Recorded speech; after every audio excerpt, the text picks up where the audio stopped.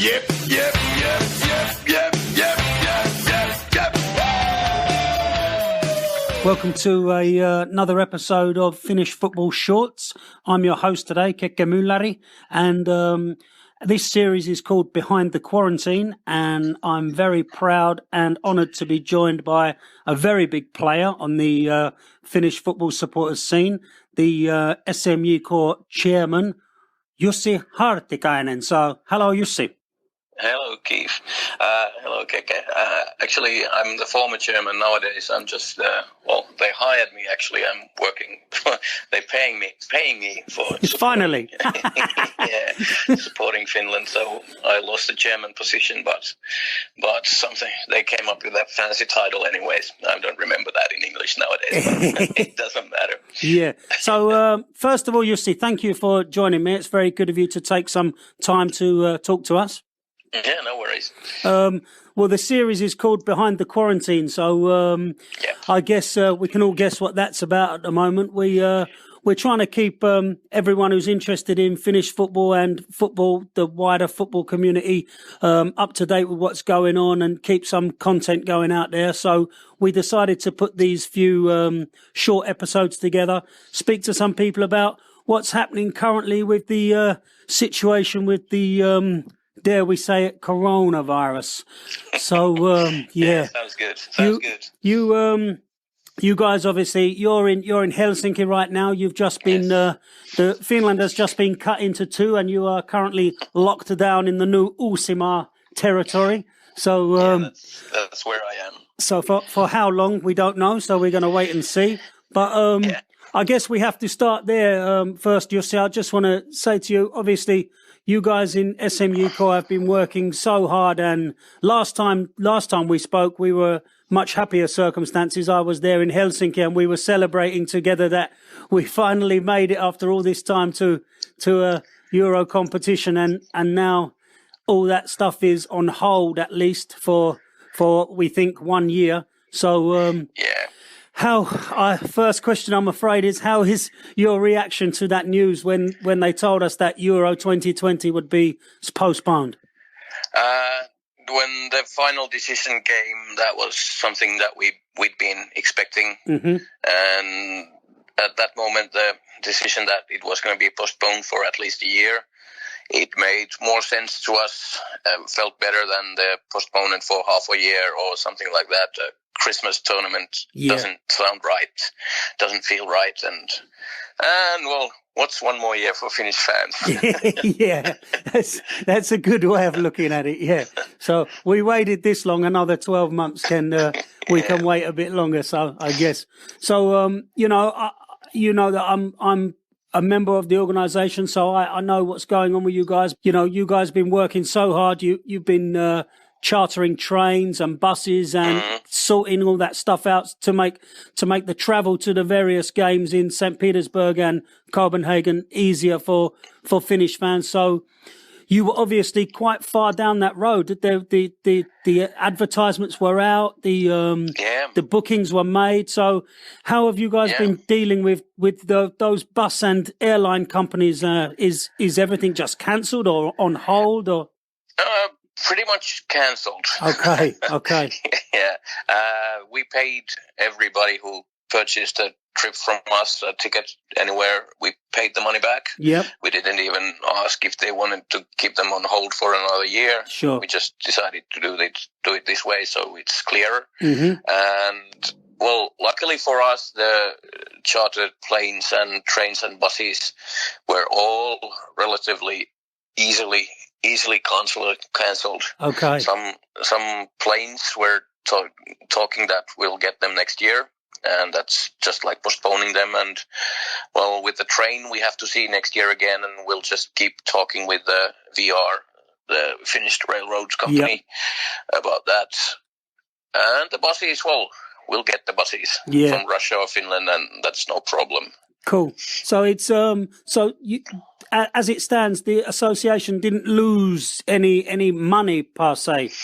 Well, not that much. A bit, but some small deposits, I guess. Yeah, okay. Something like that. Yeah, which is great. Compared how it could have been. Less. Yeah, exactly. Less than. Well, much less than 10% of the money we put in. Okay. We lost. So that's something that's manageable. not a problem. Yeah. Yeah.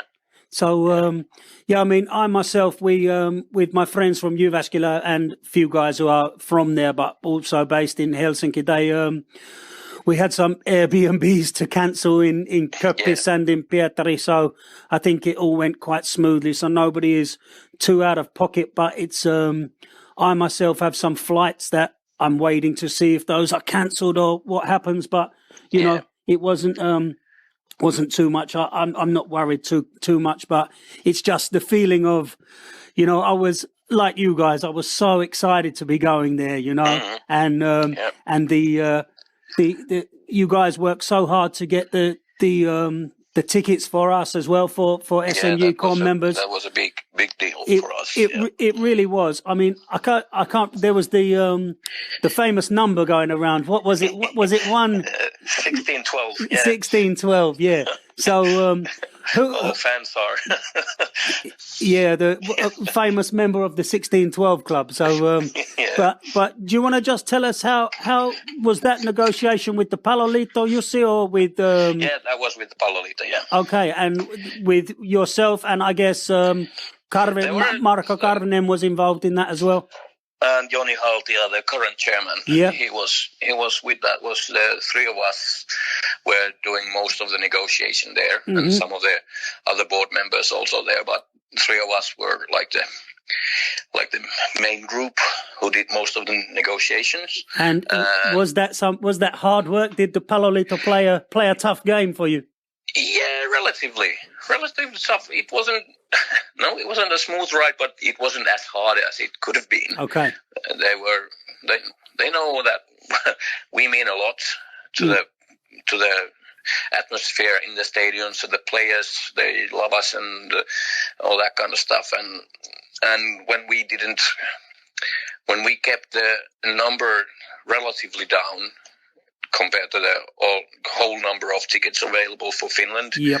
So that was something that we could actually make happen. And the reasoning, what you call that, how people get the tickets. Yeah, who get the tickets, that decision was relatively easy. And the amount of people who got the tickets was, compared to 8,000 of tickets for Russia and that kind of matches.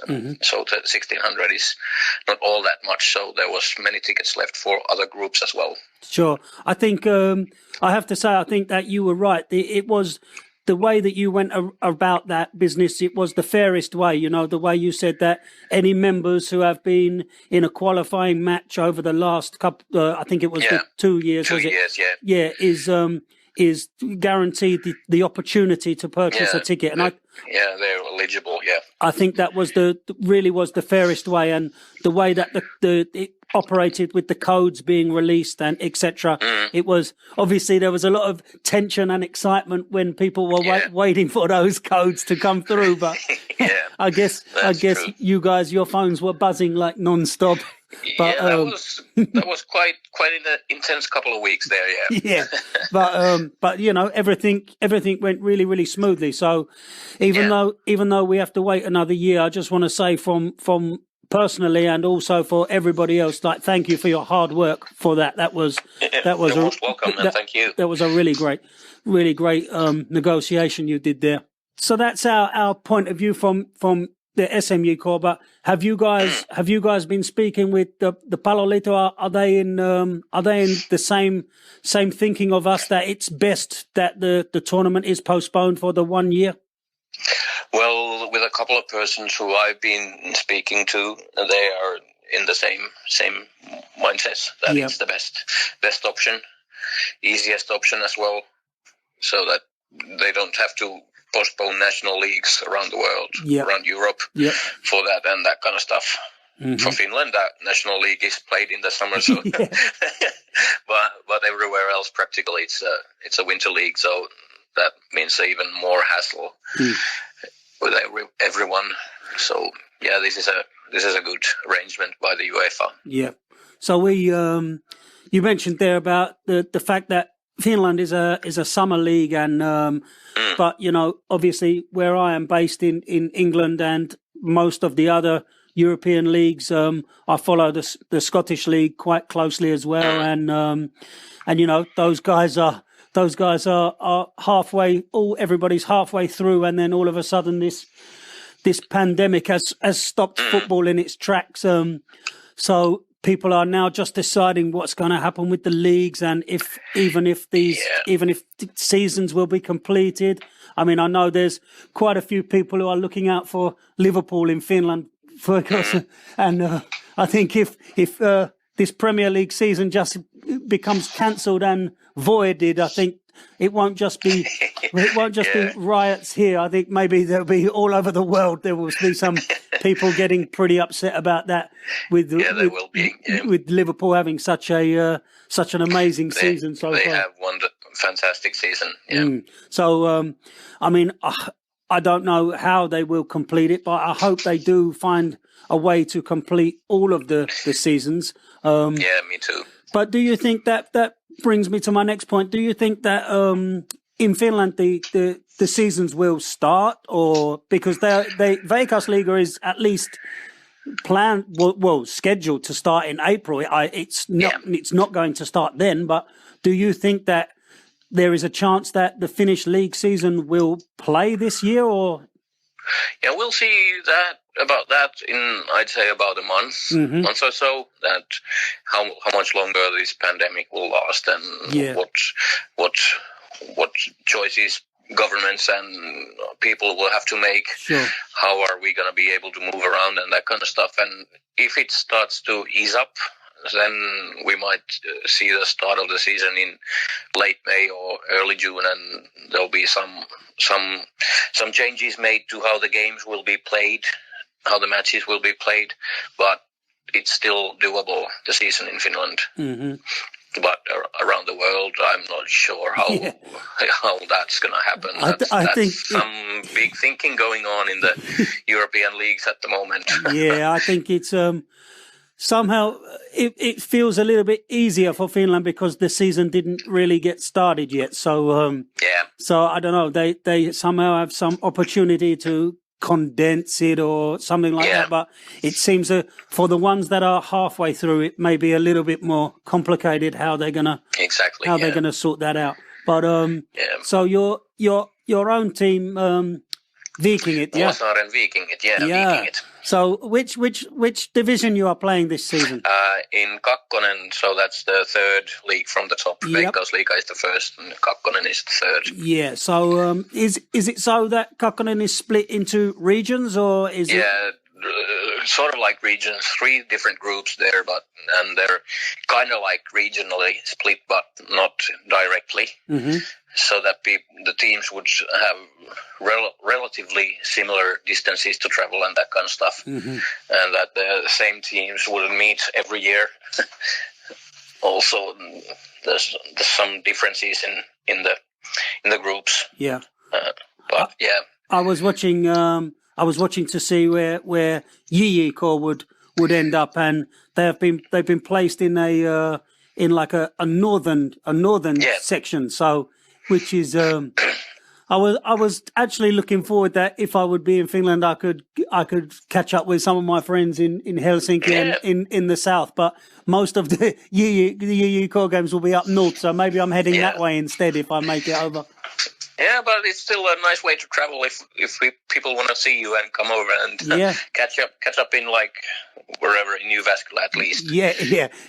I think in that section, Jyväskylä are the southernmost team, so it's maybe some Helsinki people can come to Harju and see a home game. But other than that, we are traveling to places like Oulu and far even further north than that, I think. But maybe the JJK fans have to pay some expensive buses themselves this season. Yeah, that's an expense for fans. But it's it's good fun. We always it's something that they love. Yeah, that's that we love. So back to the Hockey. We were supposed to be playing with Poland and France before, but obviously those games are cancelled. Do you think that do you think that those fixtures or those agreements will be fulfilled at any time, or are those games now? That's actually something that's been talked about in the Finnish FA Palaliitto, and that's they are kind of balancing things that if things ease up, they might be playing them in early June or postpone the Sweden and Estonia matches and that kind of stuff. But it's not certain yet. Yeah, of course. They're thinking about options, yeah. Okay. Yeah, obviously the situation is so fluid and there is no definite end date to this global problem. So I guess until we know exactly when the peak of this virus and we start to go down, then I guess people can start making decisions. But it's nice that they want to try and keep those fixtures that they've committed to. Yeah, that's nice. That's nice. I think for us and I think for the teams as well. Yeah, it's good. You know, I think the fixtures were quite nicely chosen as well. You know, like the opponents were interesting opponents and gives us a chance to test ourselves before the tournament. So I think those were really interesting fixtures that they chose there. Yeah, they're interesting and they're well balanced. I mean, they would have been teams that play approximately the same game as teams in our group in the Euros and that kind of stuff, and it felt good. It felt good and well planned. Yeah. So I'm pretty mixed up. I don't know what's happening and when things are going to kick off and all that now. But we had the Nations League draw as well. That so did you watch that live, or did you heard about the group, and how do you feel about that? I didn't watch it live, but I was on WhatsApp, so I knew pretty much instantly. Yeah, straight away. What's happening, and I think the group is nice. Yeah, I like Wales, I like Ireland, I like Bulgaria. That's nice. There and myself, I usually travel for an away game only once per what you call it, season. Campaign, I guess. Campaign, that I think that's the right word. But I think I would like to go to the Bulgaria game. Hopefully that happens. Hopefully everything has eased up. Yeah. If it hasn't, it's going to be a really big problem for all the society. Yeah. Not only football, but everything. Sure. Yeah. We hope by the time that comes round, all this is settled down. Yeah. But and we can continue and play the games. Have to say that this group was really, really great for me. You know, where I'm based. So Wales is just around the corner. That's pretty cool to get to, and that was my first ever Finland away game also. So so that will be nice to recreate that. And Ireland is just a short trip as well. So it's maybe I can get the full collection on this campaign. I don't know. We're gonna see what happens. But that would be nice. But you know, I think with those opponents, I think that Finland really does stand a chance in that group. I think it's we do. It's you know, the way that we are playing at the moment and the team spirit that Rive has over there, it's really great to see, and I think that we can really do well in that Nations League. Yeah, that's I have confidence in our team in that sense as well. That we have a good chance in the Nations League this fall to make it, to win, finish the second or first in the group. Yeah, we can do that. Yeah, and then maybe a second consecutive promotion. That would be just lovely. Yeah. That would be just lovely. So I wanted to ask you also, Jussi, that I saw that you guys have been making some SMU called beer. Yeah. So we know whenever we're going to watch football, there's usually a couple of beers involved. There's few people are enjoying 1 or 2 beers before the match, or during the match, or after the match, or all of those. So do you want to just tell us how did this come around? The brewery Teerenpeli from Lahti, they have actually been making a couple of beers beforehand for FC Lahti, Okay, the Finnish team, Yep. and the guy from there contacted us and wanted to see if we wanted to make a beer with them, and we said, well, why not? Yeah, And of course. yeah, and well, me and a couple of other guys got involved in the recipe process, that how we wanted it to taste. Well, not exactly in the recipe sense, but how we wanted it to taste and that kind of stuff. And we went with a light and rather easy drinkable pale ale. Yeah. Pale ale style drink there, and that's something that they actually came up with, and we've had a couple of tasters from it, and it's a good beer. Yeah. It's a good beer, light in the alcohol sense, but bit of the taste, as it's not a lager, it's a pale ale, so there's some zest to it. Nice. And it's nice. And the proceeds that we'll get from that, well, we'll donate them to the Finnish football work, grassroots work somewhere. Lovely. We don't know yet where to, but we'll have to decide when we know how much we'll sell the beer and that kind of stuff. And that's fantastic. So, any profits will go back into the grassroots of the Finnish football. Yeah, that's the plan. Excellent. Yep. So when and where will this new beer be available?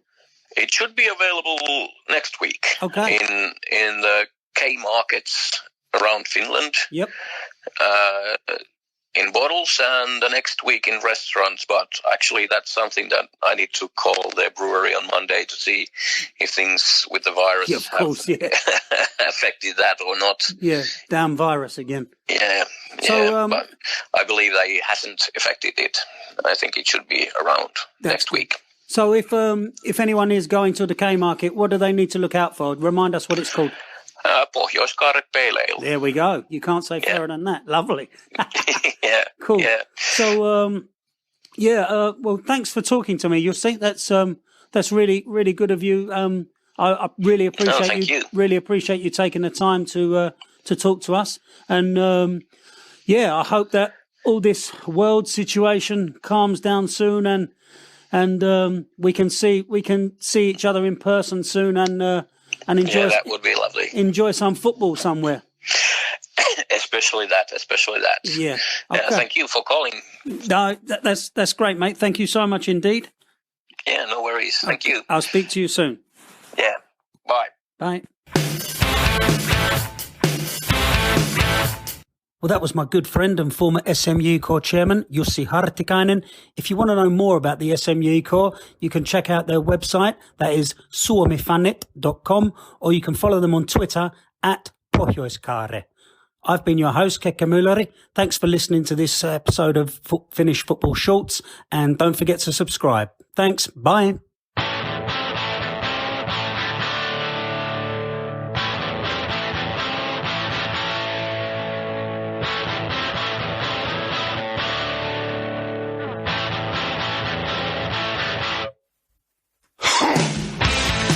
Yep.